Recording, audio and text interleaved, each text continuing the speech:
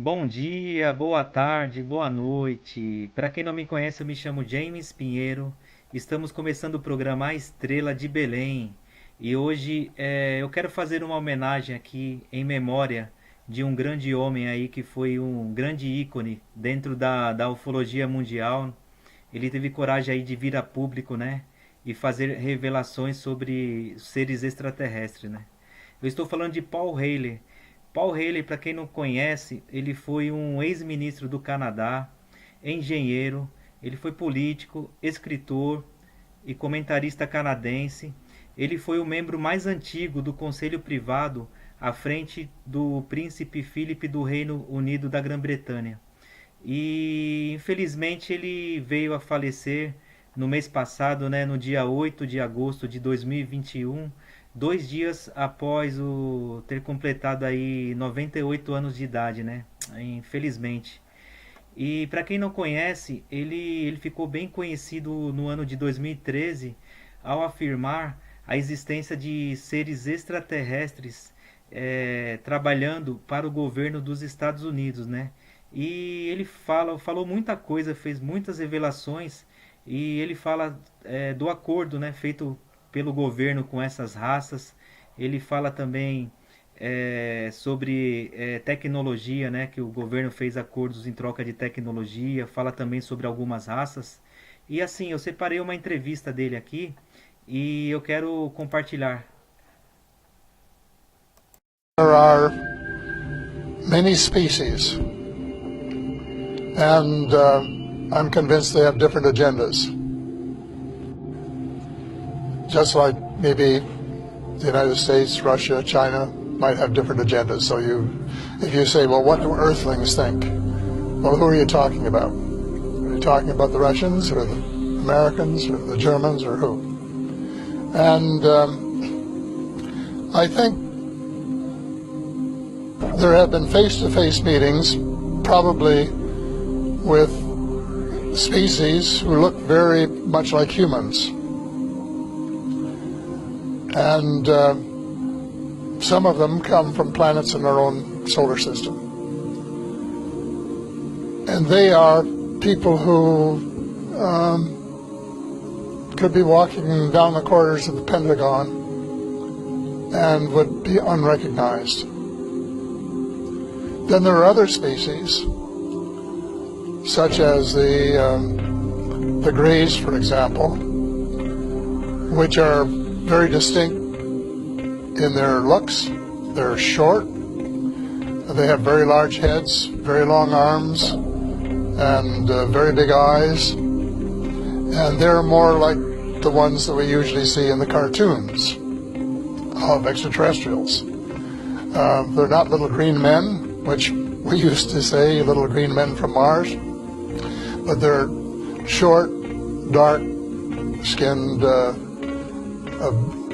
what they were designated as by the United States government, extraterrestrial biological entities, EBs.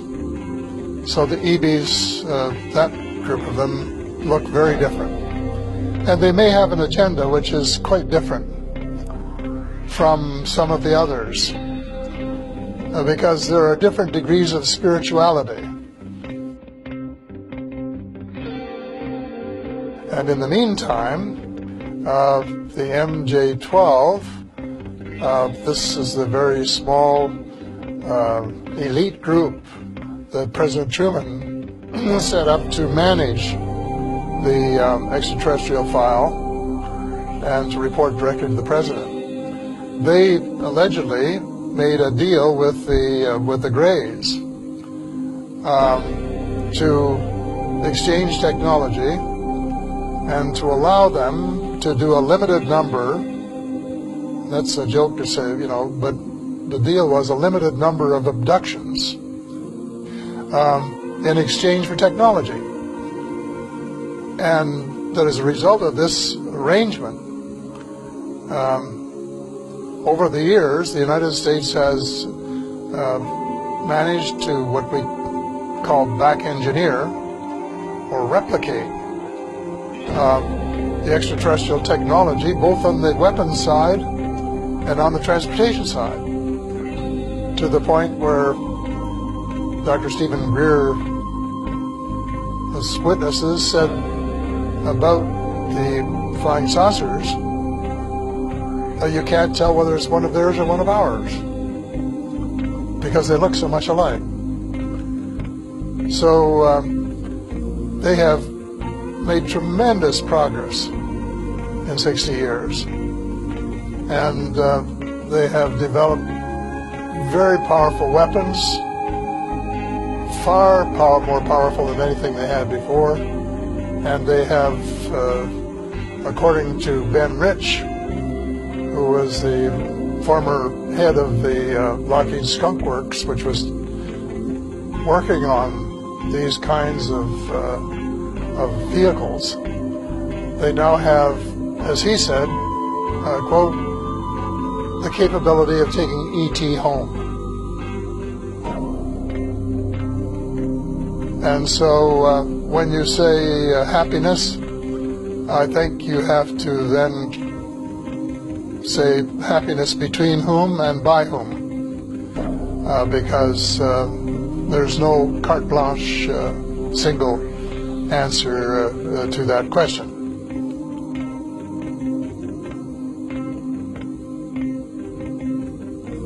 I know that there is some concern about one breed of reptilians, and that maybe they have some connection with the Greys. I don't know. But again, you can't, it's not carte blanche, because there are branches of the reptilians, and there are allegedly some good, positive creatures in this with that name. But the United States, when it was briefing presidents, has always said that most of them are benign, but there was one that wasn't. They've never named the one. No one's ever told me who it was. But I suspect they're talking about this one branch of the reptilians, who, if you wanted a nice way to sum it up, would represent the dark. And on the other hand, the people from Mars and Venus and Saturn, who look more like us, are more spiritual, and who would represent the light. So it's not an easy question. No definitive answer, because I don't know precisely what the answer is. I suspect no one knows 100%. When I say no one, I mean no human in the realm of authority. But there are certainly people in the United States cabal who have more information about the subject than any of the rest of us, because they have been collecting it assiduously for years and years, and they have probably had more contact with different groups over a longer period than just about anybody else. So they have a lot to disclose when we can get them to disclose it. But disclosure is essential. The information is there. It's in the public domain. But the cabal owns so much of the press, both print and electronic, that it's not going to get into the press that would convince him, like his own paper. And that is a problem. Tremendo, né, o depoimento dele, e infelizmente, né, como eu disse, ele veio a falecer e quase nada foi falado referente a isso, né, no meio da ufologia. Mas é isso. Espero que vocês tenham gostado do programa de hoje. E se você ainda não é inscrito no canal, eu peço que você se inscreva, que você curta o vídeo e compartilhe. Vamos ficando por aqui. Um forte abraço e que Deus abençoe a todos nós.